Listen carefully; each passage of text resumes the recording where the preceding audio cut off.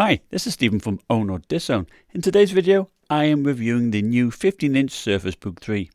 I bought this myself, and as you know, these things are not cheap, so any support you can provide by subscribing is much appreciated. I have owned the original Surface Book 13-inch and the 15-inch Surface Book 2, so I was excited to get my hands on this one to try it out. Microsoft has gradually increased its specs, but in my opinion, seems to be making this otherwise lovely looking 2-in-1 less value for money each iteration. We still only get a 4-core CPU, which at times runs even slower than the previous generation i7-8550U that was also a 15-watt part in another 2-in-1 such as the Asus ZenBook Flip 14. Why on earth did they not use the 6-core 15-watt i7-10710U, which is 42% quicker? My unit cost a whopping $2,800 plus tax, so that is near $3,000.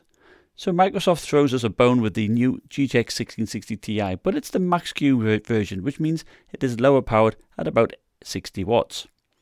It games well enough, allowing you to get decent frame rates at ultra settings in many games if you lower the resolution to 1620 by 1080.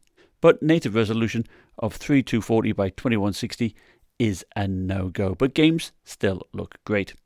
The thing is, I compared Battlefield 5 DX11 using ultra settings against the GTX 1060 that was used in the Surface Book 2, and there really is no difference between the two. 68 FPS versus 66.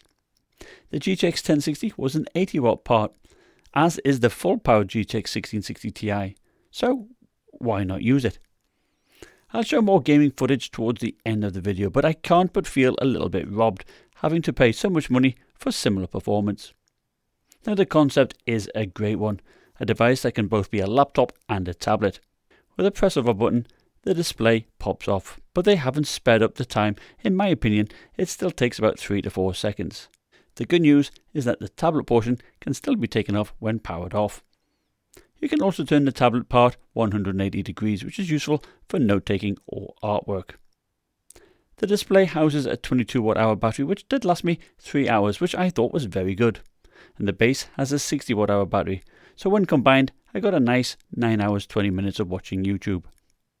And even though it has a really glossy display, it is quite bright at 383 nits, so you can still see what is on the display even outside, and you can even see handwritten notes. Now this may be useful if you are out in the field doing some work. Now brightness does taper off quite sharply at 50%, which is the minimum I recommend using.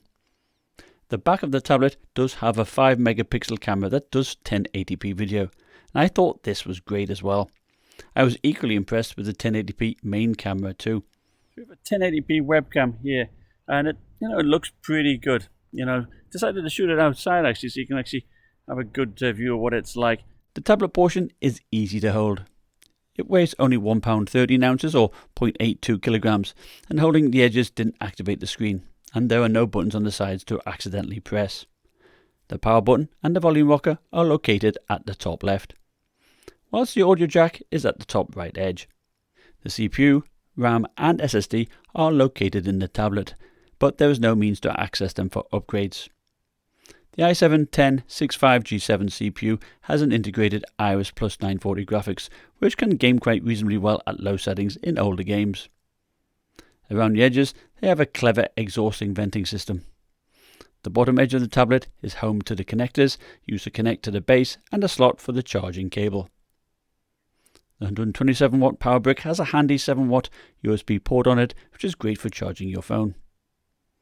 The lid has a very nice clean look to it, being made of silver anodized mag alloy with a reflective Windows logo in the center. And the base contains a graphics card, a GTX 1660 Ti Max-Q for the 15-inch and a GTX 1650 Max-Q for the 13.5-inch. And like the lid, the keyboard deck is also made out of the same silver mag alloy and is equally as good at resisting smudges and fingerprints. Now there is no denying that this is one of the best looking decks out there. The keys are also nice. They have a good feel to them and with good tactile feedback. The lack of the number pad allows for larger keycaps and larger spacing between the keys. The top row of keys can be used as media controls, alter volume and also screen brightness. The backlighting is white with 3 brightness settings, and in a darkened room they are very easy to see, although in semi-lighting at a certain angle it can be quite difficult to see, and I find this is quite typical of silver keys. The precision trackpad is made of glass and is nice and smooth. Navigation and gestures do work great, but one thing I'm used to doing is tapping on it once, perhaps to move a window around, but you cannot do that here without doing a left click. The left ports are the same as the Surface Book 2. You have two USB 3.1 Gen 2 Type A ports and a full-size SD card reader which accepts cards half the way in. And on the right is the USB 3.1 Gen 2 Type C port with Power Delivery 3.0. And yes, this can be used to charge the laptop. Alongside this is the power connector, which can be used either way so as not to block the USB port. The weight of the base and the tablet are only £4 3 ounces, and with a small power brick, it's still only £5 2 ounces, so it's certainly very portable. And the screen is also very nice and sharp. It has a good contrast of 1390:1, but its colour gamut seemed a little bit low for such a premium device. 90% of sRGB, 66% of Adobe RGB, and 66% of the DCI P3 colour space. I'm sure it's fine for video and photo editing, and certainly even with the default scaling of 200%, the extra height of the panel with its 3:2 aspect ratio allows you to see more of your timeline, which is great. But make sure your software can make use of the NVIDIA card for hardware acceleration, otherwise relying on this 4-core CPU is going to slow you down. Thankfully, it is faster than the i7-10510U. Again, the 6-core i7-10710U is 42% faster, so at this price point, this is the CPU they really should have used. But using hardware acceleration, it made the encode 61% faster in Premiere Pro, and that is definitely worthwhile. For movies, the extra height means that you will be faced with black bars at the top and the bottom, but for me, that was not a big deal. One thing I did find mildly annoying is there is a sensor, and it must be near the webcam, and this adjusts brightness according to the ambient lighting. The Surface Book 3 has a TPM 2.0 chip and a fast Windows Hello Face login for enterprise-ready security. It continues with its fulcrum hinge that allows it to be stable in a laptop mode. I have never had an issue with this, and perhaps the only issue is the gap it creates where possible items may fall into it whilst in your bag. Now, one other issue is that the hinge does cause the screen to have quite a bit of wobble when you're touching it, and this is something that you will be doing regularly to make use of its excellent 10-point multi-touch. The base has its own ventilation as well. It's subtle, so you may not notice it right away, and it fires the heat towards the panel, as you can see in this thermal image. The center of the keyboard is where the GPU is located, but at no time did I feel that it was hot, and the keyboard deck did remain cool. The center of the tablet is the hardest part due to the location of the CPU. One big benefit, of course, is if you're doing work that doesn't use a dedicated graphics card, then the base will remain nice and cool on your lap. And the fan noise is really good. At idle, I cannot hear it, and under load it is still only 45 decibels, which is quite low really.